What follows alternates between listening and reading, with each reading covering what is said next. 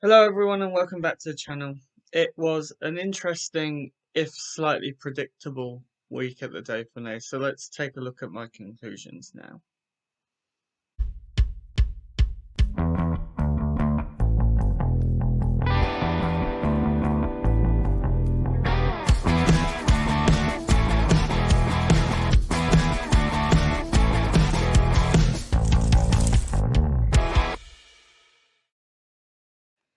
We will kick things off with Jumbo-Visma, who, yes, they may not have had the competition, but they still had to go out there and do the job for Wout van Aert and Primoz Roglic and Jonas Vingegaard, and they did that fantastically well.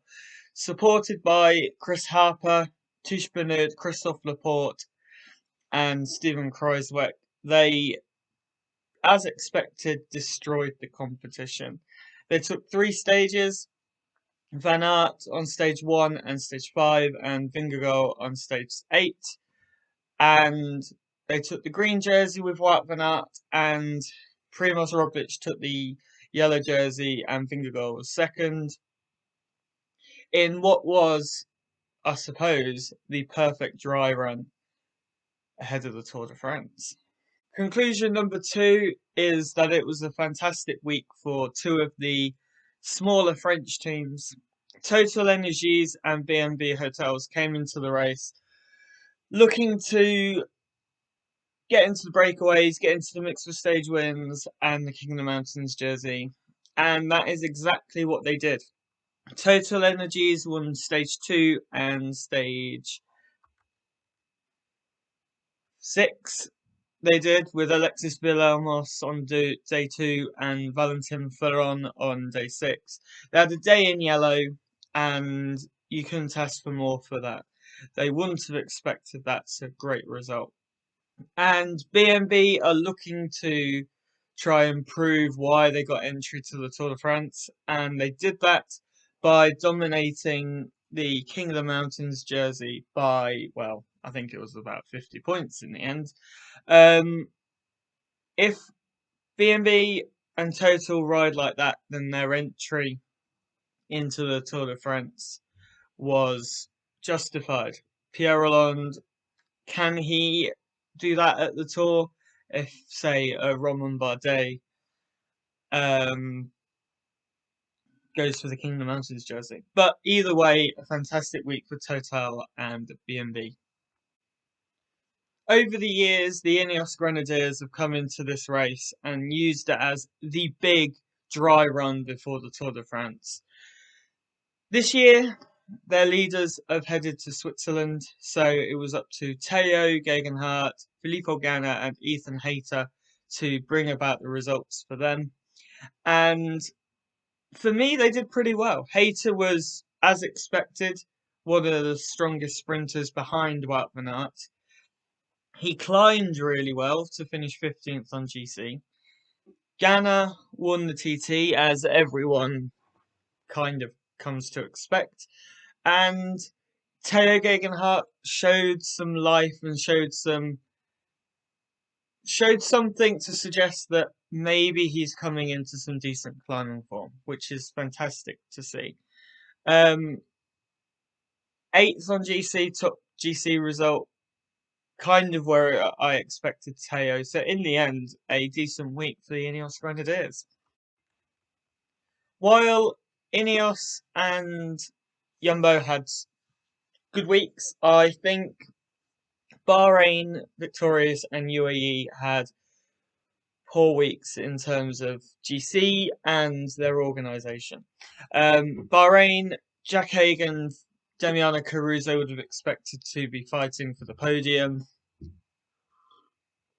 And similar to Brandon McNulty and Juan Ayuso at UAE. Ayuso had to pull out in the early stages because of illness. McNulty, he punctured, or his chain came off in the TT, and they took about 20 years to decide to give him a new bike. He was out of the game at that point, but he didn't climb very well in the last weekend either.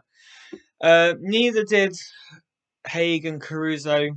They were dropped early on the stage to Vaujany, and then yesterday Jack Haig was better, but not quite where he needs to be.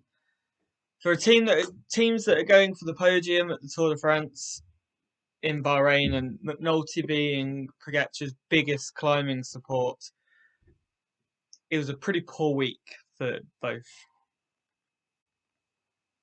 My fifth confusion is that Ben O'Connor has proved that he is a genuine podium contender at the Tour de France. Climbed with the best, and he was the best of the rest against Roglic and Vingegaard. And Tobias Harland Johannesson is the rider to watch in terms of GC action from Norway. Very solid time trial and looked very good on both the summit finishes as well. My final conclusion is that looking ahead to the Tour de France for Jumbo-Visma, it's hard to judge where this dry run is compared to their other contenders. GC guys, they don't have Pogacar, they don't have Yates, Martinez, or Vlasov competing at the Dauphiné, so they are, well, Pogacar's the favourite for the Tour, and Yates and Martinez and Vlasov are three other favourites for the podium. And Wout van Aert, we didn't have Jakobsen, Bennett, Ewan, Philipsen, Van der Poel, and all the other top sprinters.